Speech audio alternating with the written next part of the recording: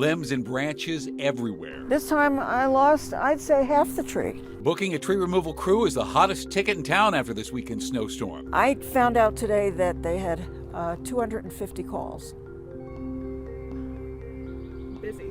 Very busy. What you should do, though, before hauling away your own debris. Shady movers targeting Coloradans as they move into new homes. I did not realize that this company was brokering our move, and that's exactly what they did. They brokered it to somebody else. The steps you can take to protect your belongings and your money. Plus, up 2-1, the Avs fight for control of the series against the Blues. He scores! And we begin tonight with more drought relief. And this time it doesn't involve downed trees. A live look now over the downtown Denver area tonight. And you can see the shine of the wet roads out there as a steady rain falls across the metro. Chief Meteorologist Mike Nelson leads us off tonight and tell us just how long this is going to stick around. Mike? We get about another 24 hours of showers coming our way with not a lot of moisture in terms of the amount that'll show up in the rain gauge, but we'll take all we can get in this month of May, typically our wettest month of the year. This is the view up on the Boulder Mall, Pearl Street. We're seeing some light shower activity there, and it's going to continue up that way. There are rain showers at lower elevations. The snow level is about 7,500 to 8,000 feet. No advisories are in effect for tonight, but we'll get a few inches of snow in the mountains and perhaps a few tenths of an inch of rain at lower elevations. Here is the view across the state. The heaviest of the moisture is going to stay over southern sections of Colorado, and even that's not going to be a huge rain, but maybe a quarter inch or so coming up over the next 24 hours. Here's the news as far as temperatures. They're not going to be all that cold tonight. We're at 47 degrees. There's no risk of snow, no risk of any freezing temperatures for lower elevations, but just a chilly late May rain coming our way. Showers and storms tonight and tomorrow, cooler than average, but warmer as we head toward the weekend, and dry, and 80s are expected by the end of the week. How about that full Memorial Day weekend forecast? I'll have that coming up for you in about 15 minutes. All right, sounds good. Thank you. And cleanup continues across the metro tonight, days after a winter storm brought down, snow and lots of tree branches. Now, the snow obviously is mostly melted, leaving behind, though, a giant mess. Denver 7's CB Cotton went to Centennial tonight, where neighbors are finding out the hard way. Might be some time before crews can make it to their homes. In this Centennial neighborhood, this downed tree behind me is one of many. I spoke with a homeowner, and she's eager to get this cleaned up, but it won't be until later on this week. More than the usual neighborhood traffic was heard off of Easter Avenue in Centennial this weekend. Maybe a thump. Karen Ram says on Saturday morning she looked in her front yard to find broken and split branches. I took a picture of this tree just to show it made it, and then I came to the door and there it was gone. So while I was chatting with somebody. Before that, she had already seen a tree in her backyard that took a beating. I've been working with the arborist on this tree for as long as I've lived here to keep it alive. And this is what happened. As Xcel Energy crews continue their work through Monday evening, restoring power to those who lost it during the May snowstorm, tree cleanup. I care a lot for my landscape. They take a bit longer. Denver 7 spoke to several landscapers, arborists, and other tree removal services. All say they're inundated with calls. Ram heard the same thing too when she called. I called on Saturday, and I'm a longtime customer, so he called back. I just left him a message. And he was kind enough to call back. I found out today that they had 250 calls. They're dealing with all the trees that have fallen on the power lines. And this one across the street, the whole pole came down. So they're in the process of replacing that now. This spring Colorado cleanup, no doubt, will continue through the week. CB Cotton, Denver 7. What a mess. And if you have branches or limbs that you're trying to get rid of, we put together a complete list of drop-off locations all over the metro on the denverchannel.com, and rules are different for each city. And tonight, nearly 900 people are without power here in the metro. Xcel tells us that all outages from the storm have been resolved and that these outages are not related to the storm. So we asked Xcel for more information, and so far, no response. So we have some encouraging news for the crews battling multiple wildfires in Colorado. The Sims fire out near Montrose in western Colorado, now 100% contained. This fire's burned about 300 acres since it ignited on Wednesday. Firefighters also making good progress on the Plumtaw fire near Pagosa Springs. This one is 51% contained. Earlier today, it was 33% contained. All right, let's talk summer moving season. It's getting started, and so are the shady movers. Well, Contact Denver 7's already getting emails from people who have lost thousands of dollars and sometimes everything they own. And we asked our consumer investigator, Jacqueline Allen, to break down the top moving mistakes she sees so you don't make them.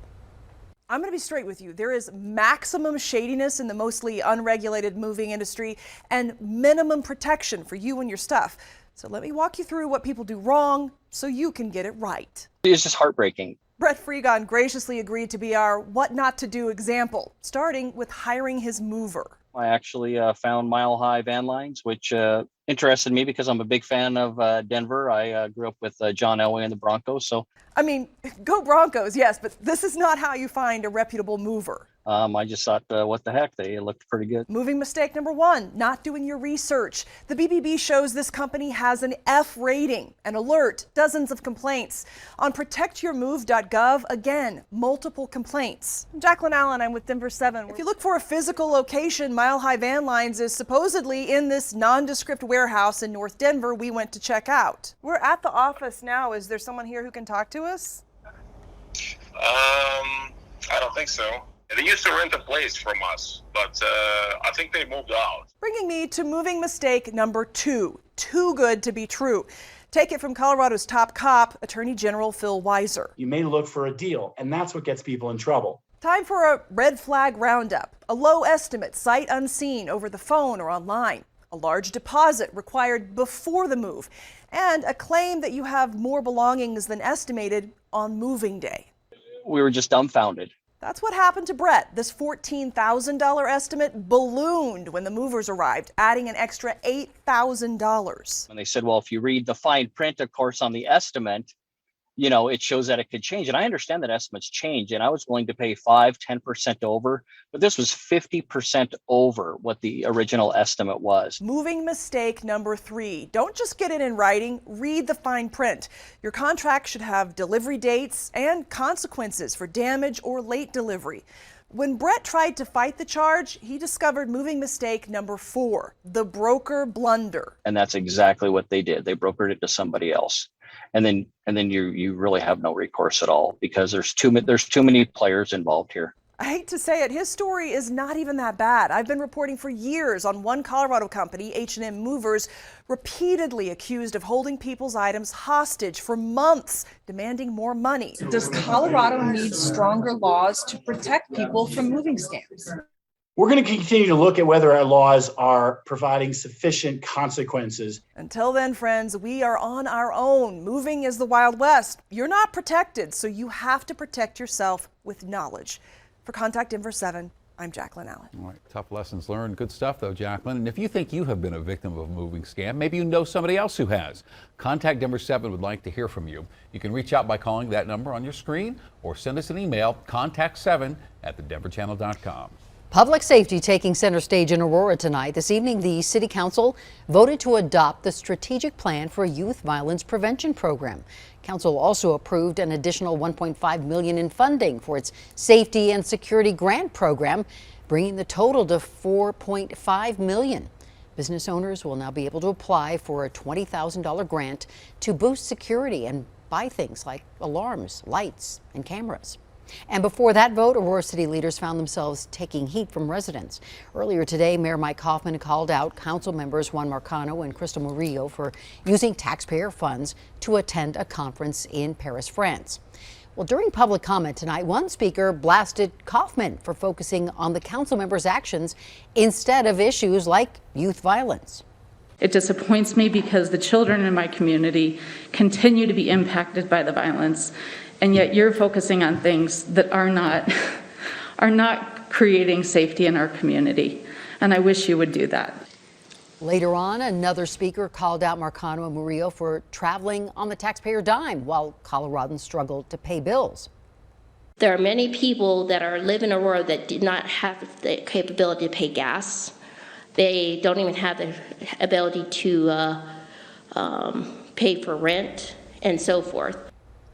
Marcano says he and Murillo did nothing wrong, adding the council members are given $7,000 a year to attend conferences and for professional development. Mayor Kaufman says he will put forward a proposal to bar council members from using taxpayer money to attend international conferences.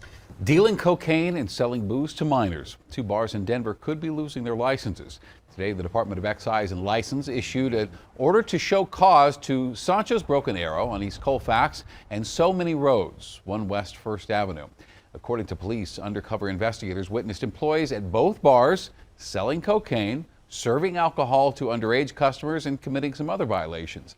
Denver 7 reached out to the owners of both bars. We have not yet heard back. The Department of Excise and Licenses declined our interview request because they say the case is active.